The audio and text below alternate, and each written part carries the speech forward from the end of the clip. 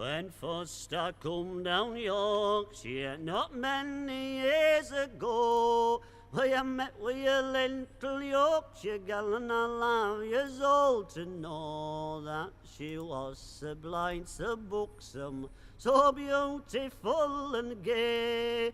Now listen whilst I tell you what her daddy used to say. Treat me daughter decent, don't do her any harm, and when I die I'll leave you both me tidy little farm. Me cow, me pigs, me sheep and goat, me stock, me fields and barn, and all the little chickens in the garden. When first I went to court the girl, well, she was so awful shy, but she never sent a blooming word while other folks stood by. But as soon as we were on our own, well, she made me name the day. Now listen whilst I tell you what her daddy used to say. Treat me daughter decent, don't do her any harm, and when I die I'll leave you both me tidy little farm. Me cow, me pigs, me sheep, me goat, me stock, me fields and barn, and all the little chickens in the garden. And so I wed me Yorkshire gal, so pleasing to me mind. Why, allus didn't prove true to her, and she's proved true in kind. We've had 3 bairns, they're growed up now, we a grandbairn on the way. And when I look into their eyes, I can hear their father say, treat me daughter decent, don't do her any harm, and when I die I'll leave you both me tidy little farm. Me cow, me pigs, me sheep and goat, me stock, me fields and barn, and all the little chickens in the garden.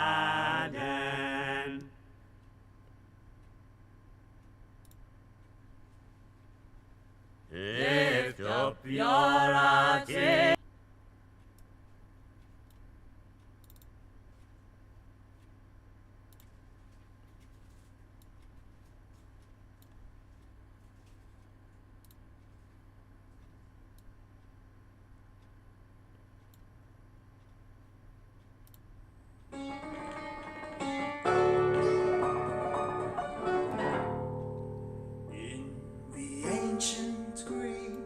Tragedies, the women were all played by a man. I guess that ain't hard to understand. It was a different time in a distant land, but nowadays it's one big gay parade, and no one seems to bat an eye when kids can't pick if they're a gal or a guy. You will never be a woman, 'cause a woman has a womb, not a man. You can never be a woman. That's tough for some folks to understand. You will never be a woman. Well, try as you might, you look like Cher, not Snow White, and while they take our rights away, you're up at night deciding if you're queer, bi, or gay, or maybe hey, go seize the day and throw those balls away. You will never be a woman. Don't be mad, you're a lad to your I'm not mad, is it that bad being a guy?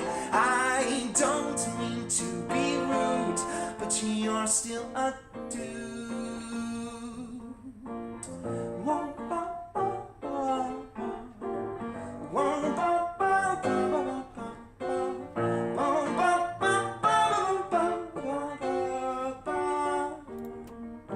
You'll never be a man. Your hips don't lie, 'cause you weren't born a guy. You can never be a man. If even Wikipedia tells me you're still Ellen, not Elliot. You'll never be a man. Give it a rest, get that fur off your chest. The feminine is magical. Don't change it cause they told you that it's fashionable. You'd have to be fanatical to throw your boobs away. You will never be a man. You're Eve, you're not Steve. Please call the woke police. Does that make you feel more like a man? You can call me a pig and a prick, but you're still a chick.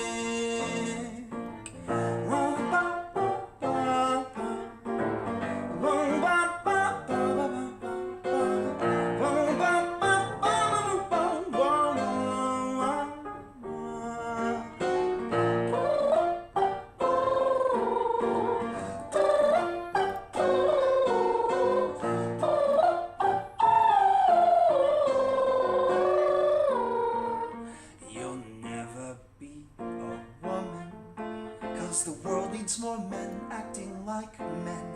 You'll never be a woman. We need fathers and fighters to lead us and guide us. You'll never be a woman. No one's impressed. Richard, take off the dress. The masculine is powerful, but they tell us that it's toxic and intolerable. They want us meek and malleable, so no one stands in their way. It's okay, you're not a woman. It's great, you're a mate, and it's swell, you're a gal, and it's lovely being alive. For the surface doesn't show what's deep inside. We were all born perfect souls, there's no need to.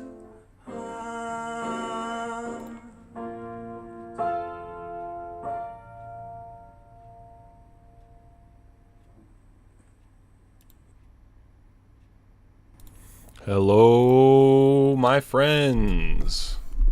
How's everybody doing tonight? That last song was by a fellow by the name of Foundring, who is I'm somewhat acquainted with him. I asked him if he wanted to do a live stream with me because I think he's a great musician. And he does a lot of conspiracy-oriented songs. One other song that I thought about playing for the intro was called Swindler's Grift, which is another great classic by Foundring. I think he should get a lot more attention than he does. So just wanted to play one of his songs for the intro there. Anyway, check him out. Tonight, I am doing an Ask Me Anything stream, and if the questions aren't coming in, then I will just start rambling about some other topics. I am still working on part 2 of my article on Substack about physics, so we could talk about physics. I was also thinking about reading this very interesting article on the UNZ review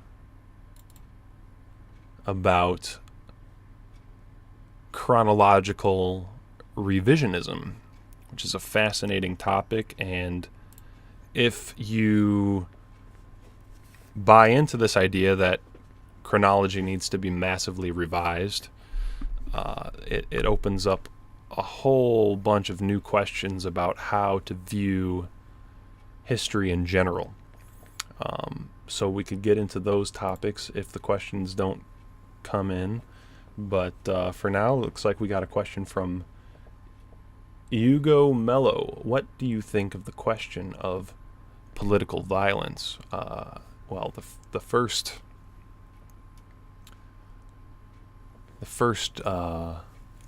and only instance of political violence that I would advocate is the fight between Sam Hyde and Hassan Piker. I would love to see Sam Hyde get into a self-defense situation with Hassan Piker. Apart from that, I don't really want to go down that route on this live stream. Maybe on another live stream where we're on Odyssey or something, I could talk more openly about that question, but YouTube is quite draconian in that regard, so I don't want to get my channel banned. We got another one from Rick Smith. Germ. Do you think you'll stream with Adam Green again anytime soon? Last one was good. Well, Adam Green, at the end of our last stream, just between the two of us, asked if I would come on again at some point in time in the future. We haven't really scheduled any live streams in the foreseeable future, but I would love to go on and have another chat with him. I've also been in contact with Henrik Palmgren from Red Ice Radio, who messaged me privately about coming back for a chat about physics. Apparently he was interested in my idea, or my article on German versus Jewish physics, and that the date that he threw out was the 14th, I believe. Let's see, the 15th, Thursday of September. So that's quite possible. That day is doable for me. I still need to get back to him and see if we could pin down a time, but it looks like I'll probably be going back on Red Ice to discuss the question of physics, which, you know, there's two aspects of the physics question. The first, I think, is the most agreeable to most people, and it's the idea that quantum and relativity, mathematical physics in general, has been used to reinforce and validate a lot of the claims of leftism, and that I'd say probably the majority of lefty academic intellectual types see mathematical physics as some kind of deep and essential validation of their worldview in general. It logically corresponds to their worldview in general, and they use it not often as like a clincher. It's not their, it's not their go-to argument if they're arguing with somebody that's not a leftist. They won't say, oh, well, quantum proves leftism. They won't say that. But it's something that in the back of their heads provides a sense of grounding and a sense of their worldview making sense on a fundamental level. So that's the first aspect of my critique of physics. The second aspect is less agreeable to a lot of it. It's more contentious. It's surprisingly, it's more contentious and also less sensational in that I would argue that mathematical physics as a whole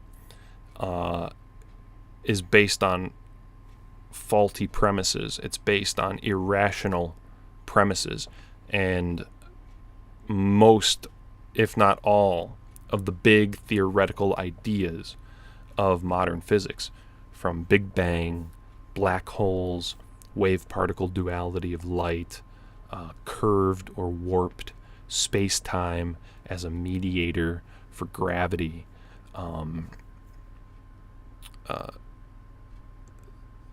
just many of their ideas in general. The idea that magnetism is caused by fields and forces, just generally speaking, the theoretical physical interpretations of reality that are proposed by mathematical physics are irrational and need to be thrown out the window and completely revised from the ground up. And that's something that a lot of people find quite contentious, because they think that mathematical physics has been proven. They think it's been confirmed by experimental evidence and by technology as a whole. And if you've read my first part of the article on physics that I wrote on Substack,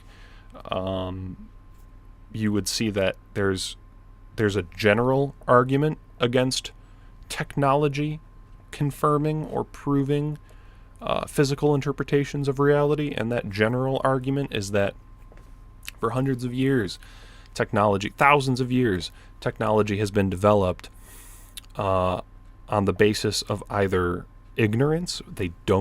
People don't know the underlying mechanisms of the technology that they develop, or irrational mechanisms are proposed. So technology is developed by trial and error, and the theoretical framework or the physical interpretations of that technology at the fundamental level don't need to be rational. They don't need to be even possible for the technology to be possible, because the technology, like I said, is developed by trial and error. And this is something that Mueller said in the German versus Jewish physics book that I reference in the article. He mentions how the technical side of physics, the development of technology, progressed way faster than the theoretical basis that they tried to come up with to interpret the technology. So that's a general argument as to why technology does not necessarily confirm or prove any kind of physical interpretation. But then there's also specific arguments we can get into about, for example, GPS. A lot of people say something like GPS proves the theories of relativity, and we could talk specifically about certain instances of technology and why those specific instances don't confirm the physical interpretations. But for me to get into that, I would need to prepare. I would need to show some figures, some illustrations. I'd need to really present the case in a visual way for you all to grasp the argument. So that's not really a route that I want to take on a live stream. I'd want to be able to prepare for any kind of specific critiques of the idea that technology proves whatever physical theory. But so anyway, yeah, those are the two. There's the political side of it, and then there's the really specific theoretical underpinning that I would critique. And that second aspect of it is what gets people, certain people, really riled up. So but it'll be an interesting conversation to have with Henrik. I think if we do the full 2 hours, the first hour I would really get into that first aspect of the politicization of physics, and then the second hour I would get into the technical critiques, the theoretical critiques. So look forward to that. Let me just confirm with you guys, is the volume good? I've been going at this for a few minutes now, and I still haven't confirmed if the volume is good. Let me go back and see what questions I've missed. I saw Didymus in the chat. Hello, Didymus. Good to see you. Good, sir. Boomy's in the chat. That's another name I recognize. Always good to see Boomy. Let me go back here.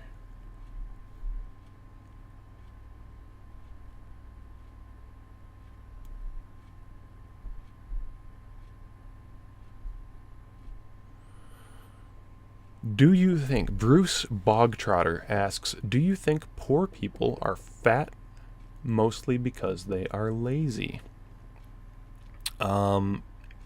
That's a good question.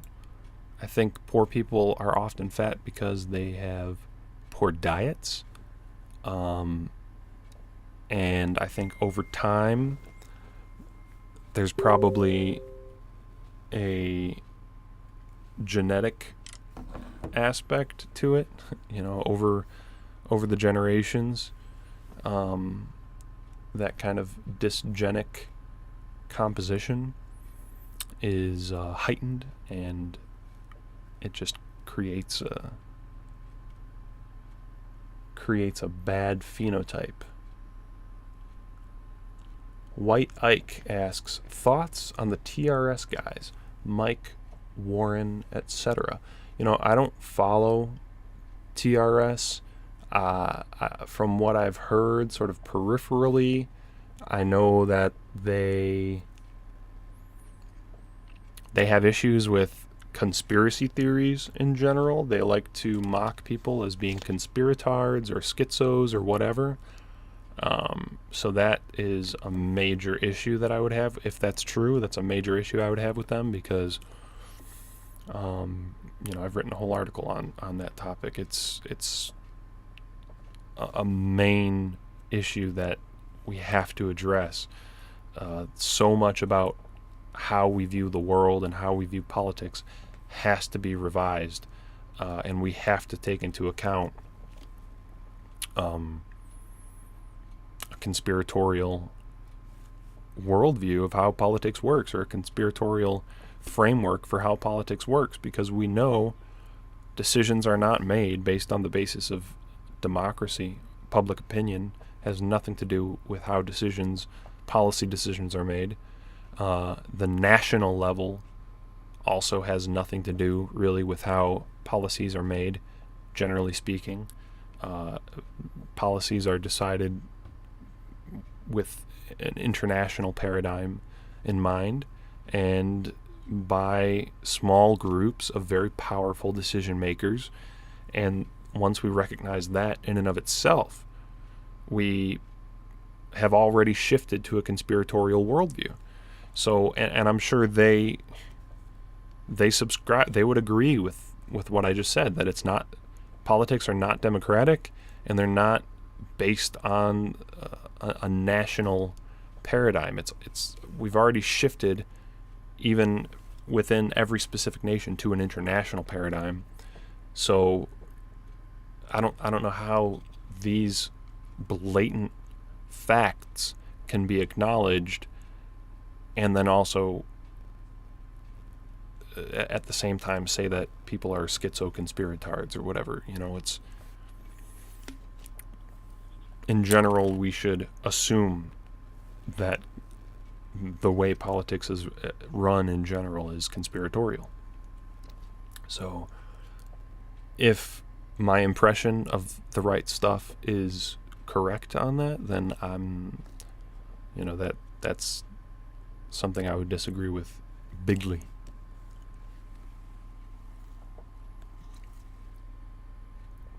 White Ike asks, can we do super chats? Unfortunately, YouTube has not allowed me to monetize or accept super chats.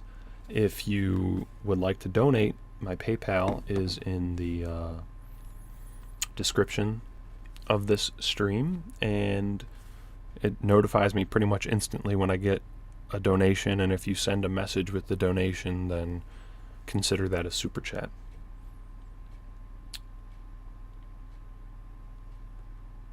Let's see.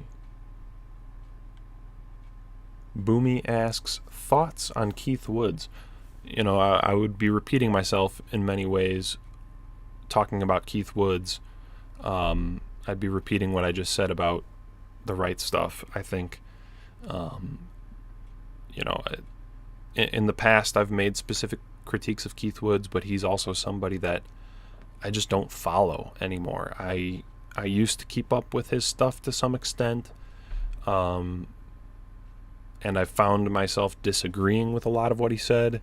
I think that he has an implicitly sort of Marxist point of view, at least he did when I was watching him, and he's another one of these guys that takes conspiracies as like a dirty word. He's very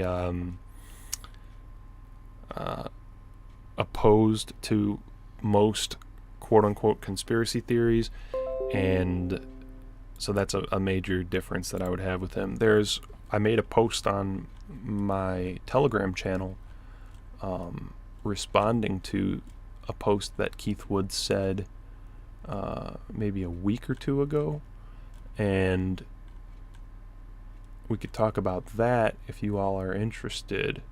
It was about the issue of predictions and politics, because one way that Keith Woods has argued in the past against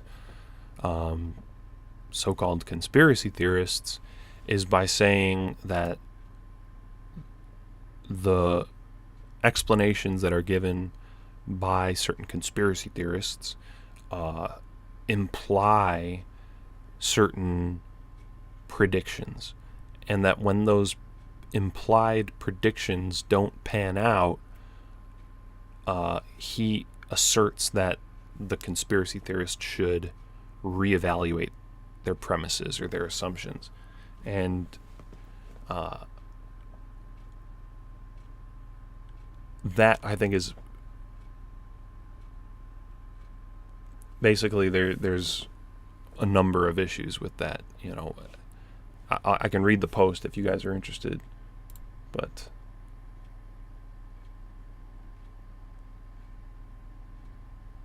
yeah, I'll just read the post. It's not a long post. So Woods says, a model is only as good as what you can do with it. When there are competing models for how the world works, derived from the same facts, that the relative predictive power of each system is a reasonable way to evaluate them. When there are competing models for how the world works, derived from the same facts, the relative predictive power of each system is a reasonable way to evaluate them. So he's saying, when there are different explanations for how the world works, the predictive power of each explanation is a reasonable way to evaluate them, he thinks. He says, I don't see how whether predictions are borne out or not is subjective. If your model suggests that COVID restrictions will never be eased, that climate lockdowns will follow seamlessly from COVID lockdowns, that there will be no war in Ukraine because Putin is controlled by the World Economic Forum, or that monkeypox will lead to a global roundup of medical tyranny, and a conflicting model says otherwise, these are all things that can be adjudicated objectively by presenting competing predictions. This isn't to say that someone with a proper understanding of things should be able to predict everything or never get anything wrong. But if multiple outcomes, which are highly likely under someone's understanding of power, fail to transpire, it is clearly a good reason to question your assumptions. This seems a far better means of dealing with disagreements than attacking the other side's character and ghettoizing the right into epistemically closed echo chambers. Okay. So I responded to that by saying, understanding, in other words, what we obtain from rational explanation, is about events that have already occurred. An explanation is meant to answer how or why events, past tense events, happened the way that they did. Explanations can sometimes give us reasons to believe X will happen in the future, but never necessarily. And he kind of acknowledges that by saying that someone with a proper understanding won't always be able to predict everything and doesn't necessarily get everything right. Okay, so that's a big point that he kind of just glosses over. So explanations sometimes give us some reason to believe that X will happen in the future, but never necessarily, as unforeseen factors and circumstances can always arise. Predictions are only ever known to be true after the fact, and explanations for events are not rational or irrational on the basis of presumed predictions, but on the basis of how well the theory explains what has already happened. Take, for example, Keith mentioned that the war in Ukraine wouldn't happen because Putin is a World Economic Forum pawn. That's one of the implied predictions that Keith Woods asserts in his post. He imagines that explaining Russian foreign policy with regards to them being covertly controlled by the same international powers as NATO/Ukraine means that they wouldn't go to war. But someone else could easily say that a controlled war is actually in the best interest of the international powers, and that the war in Ukraine fits their agenda perfectly. I would also add that this is important, I would also add that it's typical pill-pull type debate strategy to straw man somebody's explanation by saying, oh, so your theory suggests, or your theory implies this or that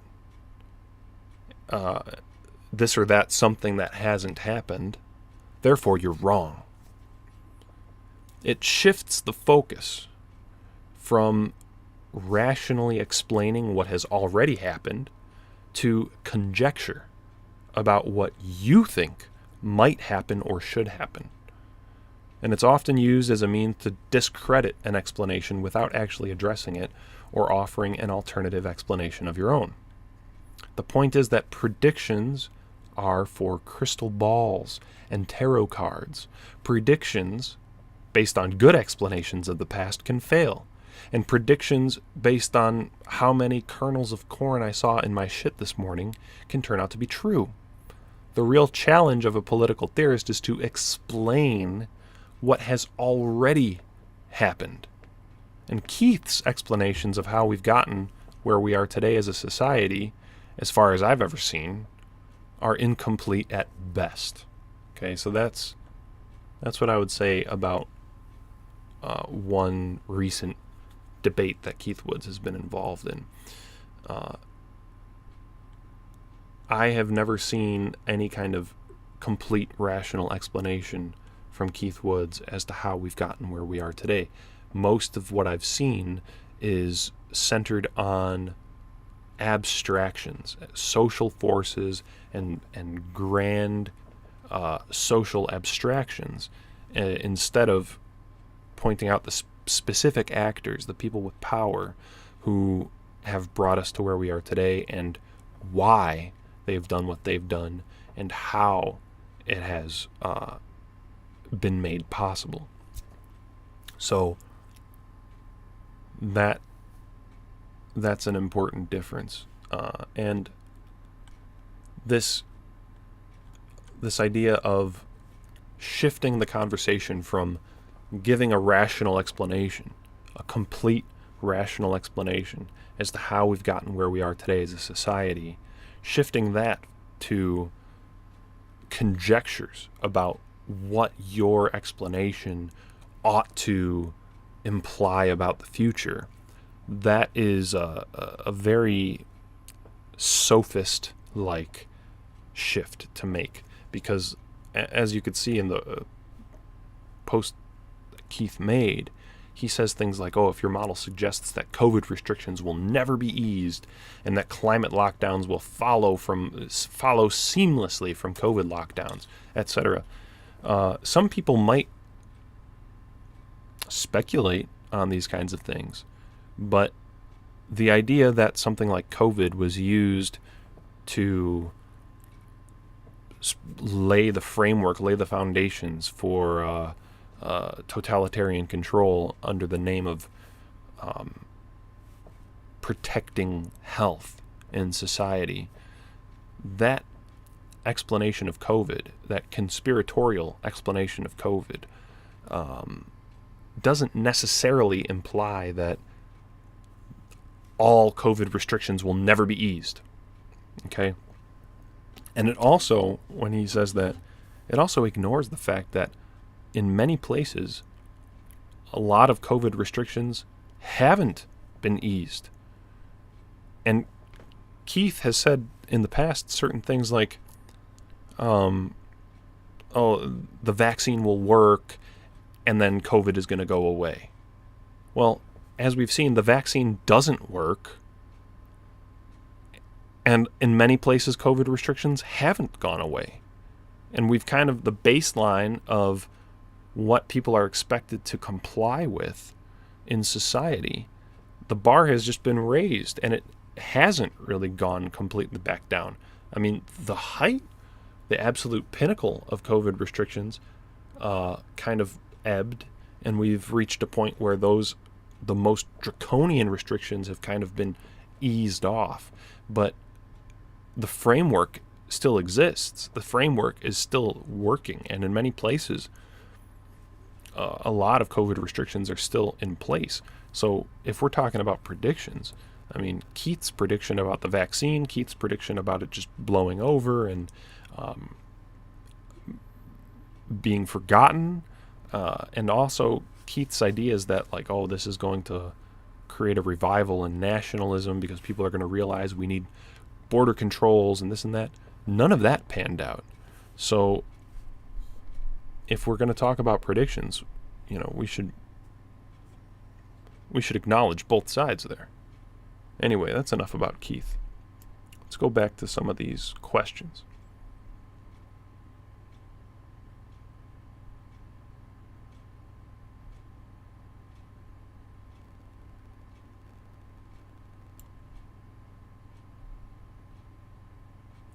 Francis Gutierrez asks, what do you think of John Dee and his connections? Are you talking about the occultist, the 16th century English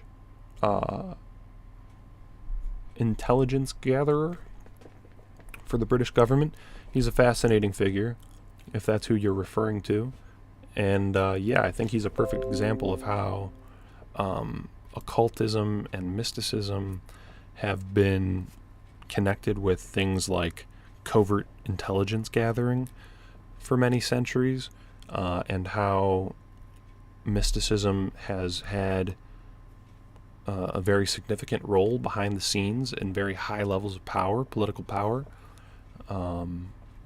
He's a fascinating figure, and there's like a whole network of these occultists that existed in Europe at the time. He's kind of a precursor to many of these esoteric movements like Rosicrucianism that happened in the late 1600s, early 1700s. So he's one figure that I would point to sort of introduce people to the idea that mysticism has had a much more significant role to play at the high levels of politics than most people would suspect. And I believe he's also the one who kind of gave the British government at the time the idea of a British empire. So, fascinating figure in history. Let's see.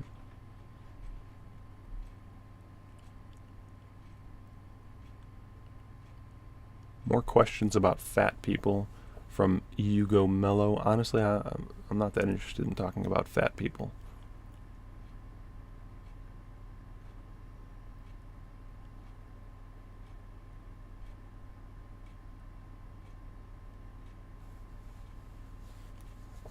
You know what, from now on, if you guys have questions, can you tag me in the question? Because there's a lot of things that I have to kind of scan through to find good questions. So if you have a specific question for me, tag me in it, please.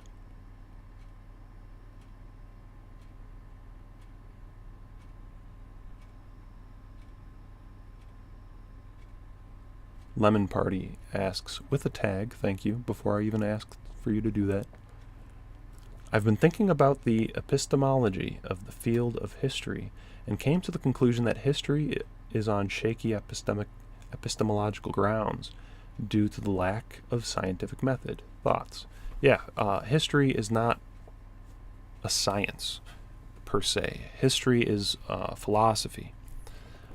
Science is giving explanations about physical objects, the mechanics that cause behavior between physical objects. Philosophy is giving reasons, explanations that involve reasons rather than mechanics. And history is almost entirely based on giving explanations involving reasons. I mean, there are certain mechanical aspects of history, like if a war happens, who wins the war depends on the mechanics of actual fighting on the ground, Politics involves the mechanics of key decision makers actually, metaphorically speaking, pulling the levers of power. But if you want to explain why something happened historically, it's going to involve speculating on reasons as to why the key actors involved did what they did. And so yeah, that makes it more of a philosophical enterprise as far as I understand it. And I think Real Human Schwab said this in a recent Twitter space, where he said history is one of these things that we're never going to know 100% with absolute certainty what happened 500 or 1,000 years ago. And because of that, there's a lot of room for interpretation. And this is something that I also said in my Embracing the Fringe article. There's certain things that there's a lot of room for interpretation in the development of explanations. And I think because of that, we shouldn't be afraid, especially as a movement like ours, where we have a self-interest as a social group, as an ethnic group. We have a self-interest, and we want to further our interest. We want to inspire our people. We want to give them a worldview that makes us feel that moralizes us, that doesn't demoralize us, that centers us in the big picture of things. And because of that, I think that there's a lot of historical revisionism that can be done that's not just totally out of left field, irrational speculation, but we can look at the facts that we're all willing to assume. Because it always starts with an assumption of facts. What facts are you going to assume are true? And based on that set of facts that we're willing to assume about history, we should feel free to reinterpret it in a way that is beneficial to our group as a race. That's something that unconsciously every race has done throughout all of history, and we've sort of reached the point where we've lost that instinct. We've lost that unconscious drive to center ourselves, to glorify ourselves, to create a vision of historical reality that benefits us. And because we've lost that sort of as an unconscious instinct, we kind of have to reconstruct that within ourselves consciously. And I think if we do that successfully, then our children and our grandchildren will inherit a view of history that makes sense, that's based on facts, but that we consciously crafted to benefit them and to benefit our self-image. So we shouldn't be afraid to do that, and we shouldn't have this impossible expectation that we are going to provide some kind of objective, fully objective, fully unbiased interpretation of history.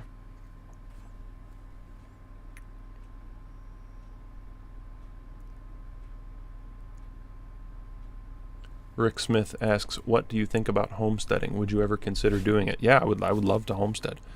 I mean, currently I'm stuck in a situation where I'm working, not an ideal job.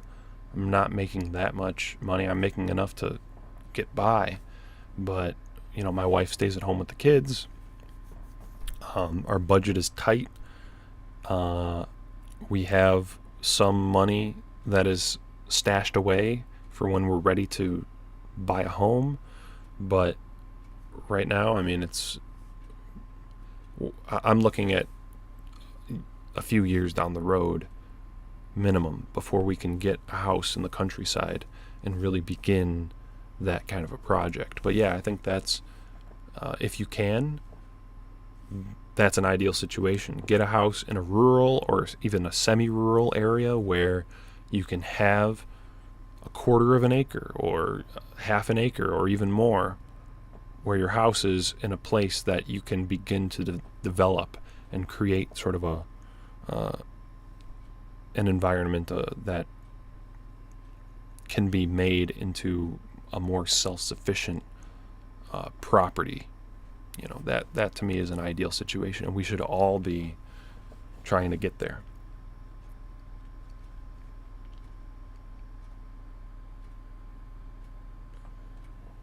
The Rublog says, I think Keith Woods gets too much hate. What did the guy do to anyone? Well, I already talked about Keith Woods, I think, too much, but I think one of the big problems that a lot of people have with him is that he comes really hard against people with this attitude, this air of being this scholar or this intellectual superior, and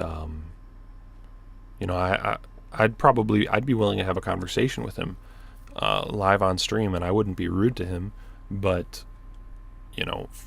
the way that he acted, especially during COVID, about people who were calling out COVID as a big conspiracy and power grab, that to me was a big issue that made me not even want to watch his stuff anymore.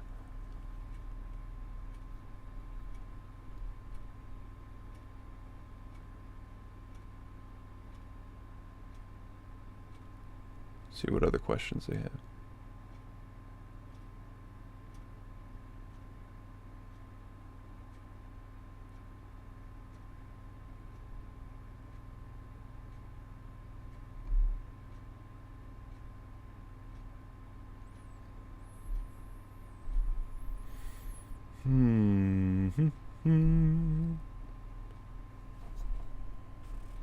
The gray goose and the gander went over yonder hill.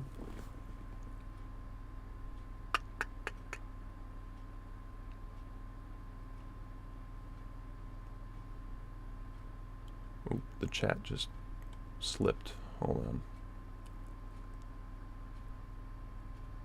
Boomy asks, anything interesting to say about the Russia/Ukraine war? No, that's been far from my mind the past few weeks.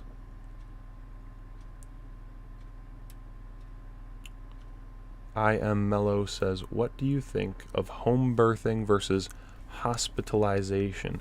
I think if you can home birth and you have a good, competent midwife with you, then home birth is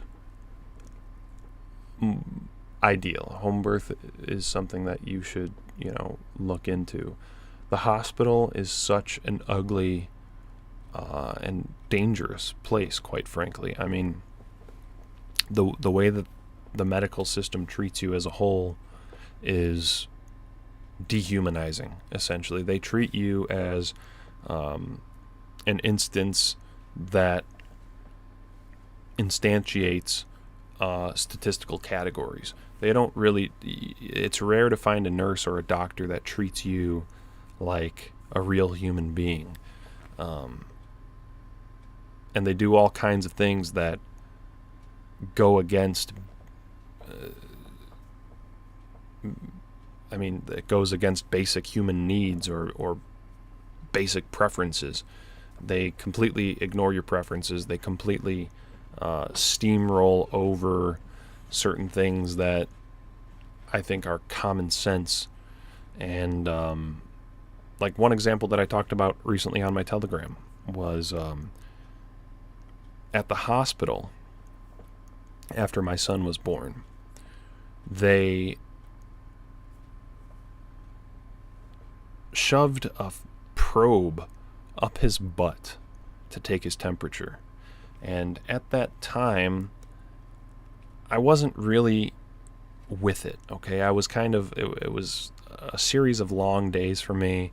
The whole process of my wife giving birth was stressful for me. It's always something that I worry a lot about, and so I wasn't really with it. But after that happened, and he started wailing and screaming and crying, and I saw too the nurse kind of stuck that probe up way farther than I would have imagined was necessary, and it bothered me. So I thought to myself, the next time a nurse tries to do that to him, I'm going to ask them to take just an armpit reading. So weeks go by, we get home, he goes to a checkup. This is like his 3rd week checkup or something like that. Probably the last time we're going to bring him to see a doctor, unless it's an emergency. And the nurse walks in, and she tells us, okay, take his diaper off. And she's like getting the probe ready and lubing it up, so I know what she's going to do. She's going to shove it up his butt. And I asked her nicely to begin with. I said, can you just take an armpit reading? I don't think that sticking that up his butt is very comfortable for him. And she goes, well, this is the most accurate reading, and I don't think babies are... I don't think he could feel it. I don't think it's uncomfortable for him. And I go, well, the last time a nurse did that to him, he screamed and cried like it was really uncomfortable. And on top of that, he's not showing any signs of fever. He doesn't appear sick. Why do we need the most accurate possible reading? I mean, the armpit seems sufficient. And she kind of like had this irritated reaction, this irritated attitude, and goes, well, so you're free to decline it if you want. And I go, yeah, okay, I'm declining it then. So that kind of thing where they follow certain protocol regardless of how it makes your child feel, regardless of, any kind of common sense about the situation. And another one was my son, when they check a baby, they look at the butt crack to make sure it's symmetrical. Because I guess an asymmetrical butt crack can sometimes be associated with spinal problems. And when he was born, his butt crack was symmetrical. On his very first checkup, on like the 3rd day after we left the hospital, we have to go back for a checkup. On that first checkup, butt crack was symmetrical. Then on the 3rd week, the same appointment when the nurse tried to probe his butt, the doctor looked at his butt crack, and now this is like the 3rd time that they're checking his butt crack for symmetry. She looks at it and sees, oh, it's slightly asymmetrical now. And she decided that was a sign that he could possibly have dysraphism of the spine, something related to spina bifida, which is a serious issue. I mean, it's a kind of medical condition where his legs might not work properly later in life.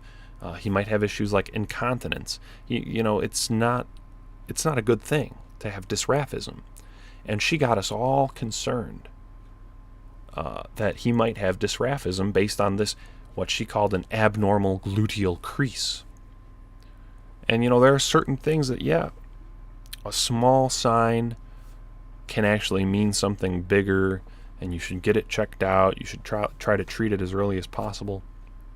But this was something that had been checked multiple times. His spine always looked good in the ultrasounds. My wife had her blood tested, and that the blood test indicates whether or not the baby has spina bifida. Passed everything. His legs are strong. He kicks all the time. Apart from just this slight asymmetry, everything is fine.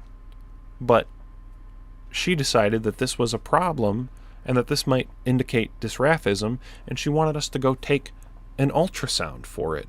And she got us all worried. Both of us were kind of, as much as we want to be reasonable and think to ourselves, everything else indicates that he's fine. When you have a doctor and you're like psychologically submitting to their authority in the situation, it's hard to keep yourself from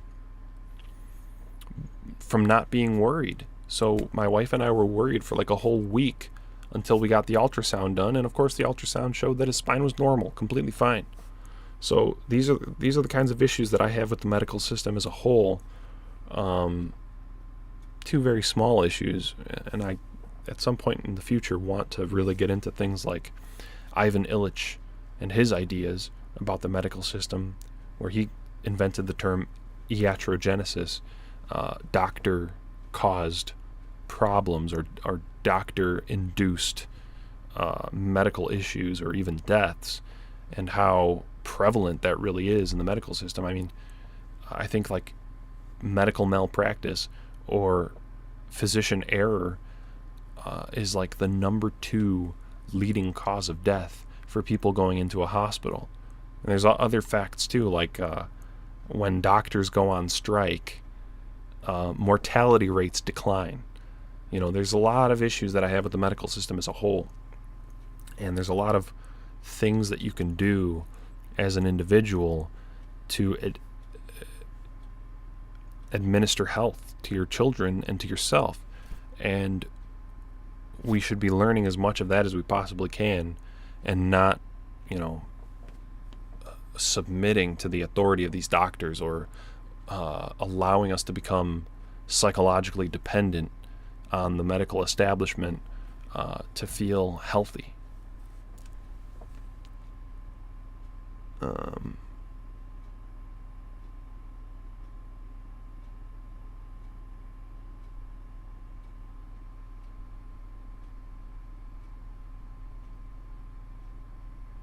The one and only says, history for the last 2,000 years have been Jewish and Judeo-Christian works and powers, from Rome to the Normans to the Germanic powers we have today. Thoughts? Yeah. This is, kind of what I would have gotten into if we talked about this article, which I guess isn't the most ideal background to have this whole thing to... People are going to think I was talking about this article the whole time, but I wasn't. But yeah, there is that's like a central issue in how we need to revise history. We need to recognize that everything handed down to us in the present day came through the filter of Christianity. So that's always something to keep in mind when we think about history. Willie Ogle says, thoughts on Patriot Front seems to be somewhat polarizing in these circles. I'm not terribly interested in these political groups. I wouldn't get involved with them. I wouldn't waste my time or money getting involved with a group like that. I could try to look more into it, do some more research, and see exactly who's running it, see what they've been up to, what sort of activities they're involved in. But until I do that, I really couldn't tell you what I thought about them, apart from just generally speaking, thinking that there's no political solution, and your time, energy, and efforts would be better spent on becoming more self-sufficient. That's number one. Finding like-minded people and engaging with them, economically speaking, trying to, make sure that, if possible, make sure that the plumber that you call is one of our guys. Make sure that the person that you buy your honey from, the person that you buy eggs from, the person that you buy clothing from, whatever it might be, are our guys. We need to create an economic bubble where our money stays within like-minded groups and we help each other out. Now, this is something that the Jews do with each other. They help each other out. They keep the money flowing between in-group members, and that's something that we need to be doing. So establish a homestead, help to create our own economic bubble, our own economic sphere. And 3, this is also, I think, one of the most important things we could do is develop within yourself a revised worldview that you can teach your children. Because if you're not able to give them the answers, children ask about everything. They want to know about everything.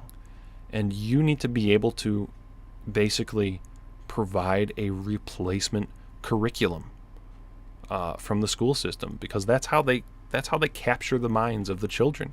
That's how they capture the minds of the youth, is through media, first of all, through entertainment media, but also through education. And if you are not able to provide a replacement education for them, if you're not able to have like a comprehensive encyclopedic answer for them in many ways, even if you can't answer every little question, you need to be able to provide them the foundations of each subject in a way that is going to prevent them from falling into the idea that you're just sort of an ignorant yokel and the schools are really where you learn things. That's something that you need to prevent from happening. And that's something that I really try to do with my channel, is provide at least a foundation so that I can help other people answer these key questions about life and about society, history and science and everything else. But also create sort of a catalog that I can use to teach my own children as they grow up. We're going to homeschool our children, and I want to create sort of a catalog of answers for them.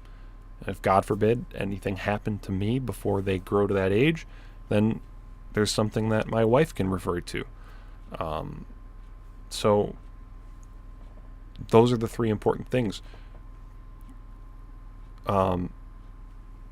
Fleshing out the intellectual side, the worldview. Fleshing out our economic sphere. Practical, pragmatic economics.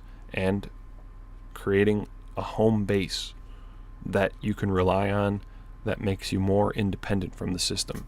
Those are more important things to me than political activism, passing out flyers, engaging in these kind of spectacles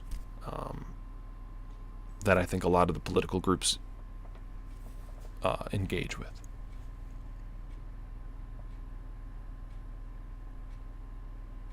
I Am Mellow says, hope the Substack/channel can help you with homesteading. Thank you. If I can get to the point where I'm making a few $100 a month from the Substack, that would be wonderful.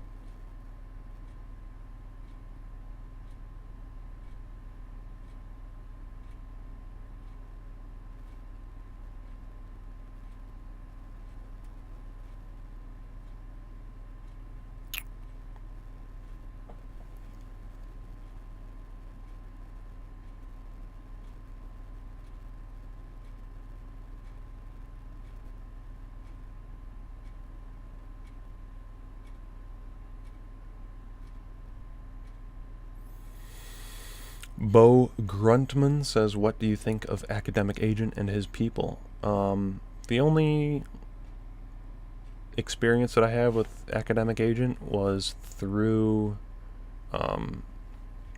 Thomas Baden-Rees. So that's just sort of another peripheral acquaintance that I have. I've never spoken with him. I don't really watch his stuff. I guess I should. Didymus says, doctors and cops, I'm only going to them as a last resort. Yep, that's how I feel. There was also, this is a problem for people going back to the medical issue. This was a big problem that we had with my daughter because she's not jabbed for anything. She's completely 100% natural in her immune system. And she, at, I forget how many months, maybe 6 months. I think it was about, 6 or 7 months old. She got really sick and had a very high fever. It was like 102, 103. And we were worried about her. And, this was our first experience with a child having a really high fever and acting really sick. She was lethargic, just acting, it was scary how she was acting. And we brought her to the hospital. And because she's not jabbed for anything, the doctors basically assumed the worst. They assumed that she could have any number of crazy, extraordinarily rare diseases or infections. And they ran her through a whole bunch of unnecessary tests. And there was also problems with, like, the nurse. The doctor decided that because Alice hadn't peed in the past, like, 2 hours being at the hospital, they wanted to get some kind of pee sample. And because Alice hadn't peed for the past 2 hours, they were afraid that she was dehydrated. And so even though Alice wasn't showing any other signs of dehydration, just because they didn't get that pee sample when they wanted it, they decided she was at risk of being dehydrated. So they wanted to put an IV in her. But the nurse that put this IV in her was totally incompetent. And they kept stabbing and stabbing and stabbing this poor girl. And the sound of her crying at that point, it was the worst screams that she ever had. And I felt so bad. And it turned out at the end of it, they didn't do a damn thing for her. They didn't give her any medicine other than a little bit of Tylenol. And her fever just came down all on its own. Sorry about those beeps. Her fever came down all on its own, like after day 2 or something like that. And, looking back on it, I was like, we could have given her that Tylenol. And so that's a big fear of ours, is if we're going to take our daughter to the hospital or our son to the hospital, the doctors are going to treat them like they have the plague because they haven't been jabbed. And that is, so like Didymus is saying, we will at this point only do that as a very last resort after trying everything ourselves at home.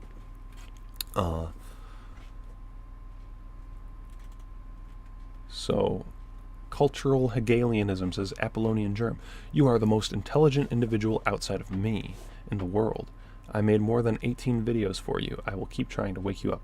Cultural Hegelianism, I've watched a couple of your videos, and maybe at some point I will get around to responding to what you've said, but can I just give you a bit of advice here? Make a suggestion. Try to make them more succinct. Try to make them. Can you give me like a 5-minute or a 10-minute summary of what you think are your most important points? Because it's kind of hard to follow you at certain, in some of your videos that I've seen. So please, I'll have a conversation with you. And I appreciate you making these videos, but try to be a bit more succinct.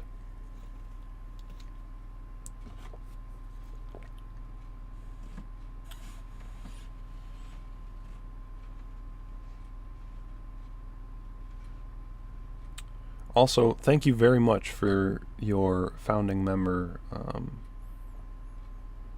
subscription. If you want, email me back and I'll send you that blanket. It's a really nice blanket, nice wool blanket, just as a thank you.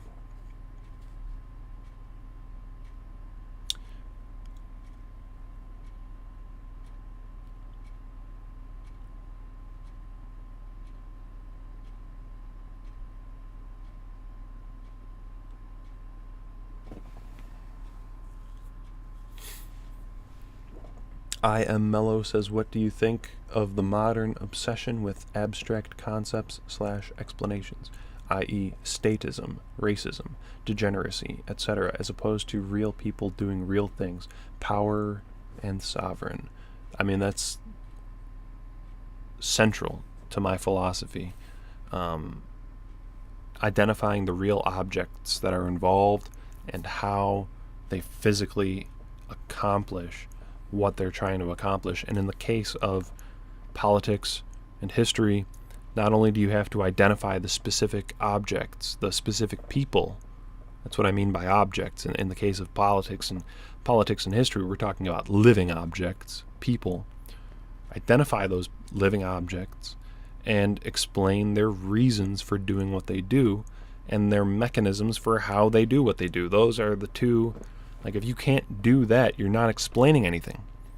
So that is something that I learned, or at least it was crystallized in my understanding by people like Bill Gates in his rational scientific method regarding physics. You have to identify the objects and explain how or why they're doing what they're doing. And in the case, like I said, of politics, it's both how and why. But the problem that a lot of people have, a lot of mainstream thinkers, intellectuals, philosophers, historians, is they have a really hard time specifying the objects at the start. Like, they don't even have the hypothesis. They don't even have a presentation of what these objects are. So they can't even really get into a rational explanation of why and how they're doing what they're doing. So it's crucial. Anyway, look, I've been on for over an hour now. I only wanted to go for about an hour. It's 9:30 here. I'm kind of hungry. So thank you guys for coming on for this impromptu AMA. I'll answer one more because someone just came in with a question. Willie Ogle asks, what is your educational background? Degrees? I have a bachelor's degree with a major in philosophy. Hold on, give me 1 second. By the way, rational scientific method, I made this shirt. Here's the atom. Here's the interconnected ropes between the atoms. But hold on 1 second.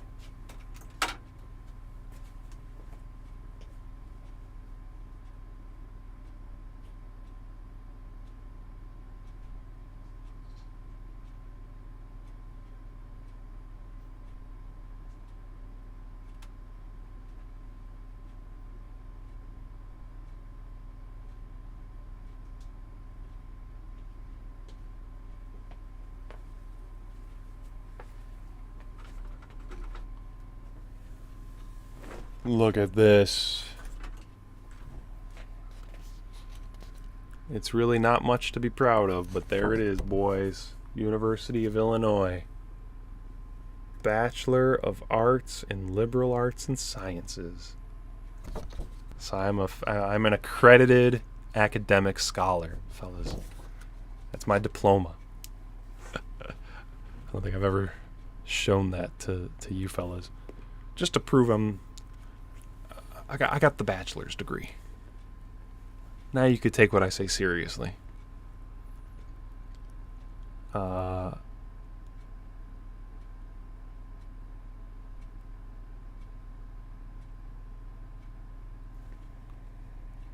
Thrublog says, would you be interested in doing a stream with me about Gaty?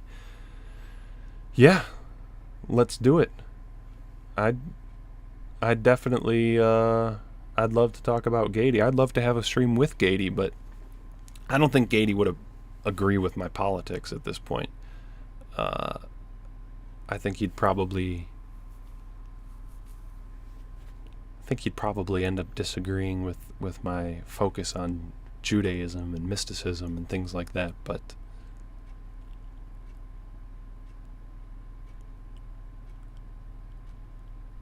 Scotty's Guns asks, you going to sell merch? ? Scotty, Scotty's an old friend of mine. You know Matt Cam, of course. Matt and I were thinking about firing up his old silkscreen press, his silk screening machine to make shirts. But you know how flaky that guy is, unfortunately. And I shouldn't say that. Maybe he's listening to this. Matt, you're a great friend. You're not. I shouldn't say you're flaky. But we come up with certain ideas that never pan out, and we both know that. We tried to make a podcast once. We only made one episode. The episode was never finished. So we're both to blame in that way. But we've thought about using the old silkscreen, which would make high quality shirts. You know, the silkscreen actually makes a great print. It's probably the best way to print an image onto a t-shirt. So that might happen. But the season's coming for sweaters, and once they start putting those up on the racks at the old Village discounts nearby, I'm gonna go scoop up some more sweaters. So if you want to buy one of those, then look forward to that on the eBay. But anyway, I think that's it for the night, fellas. It's been good talking with you, and I appreciate you all coming on, asking me questions. I'm going to try to do more live streams more often now, and also look forward to part 2 of the physics article. Look forward to the conversation with Henrik at Red Ice, and I'll see you guys again soon, hopefully. Have a good night.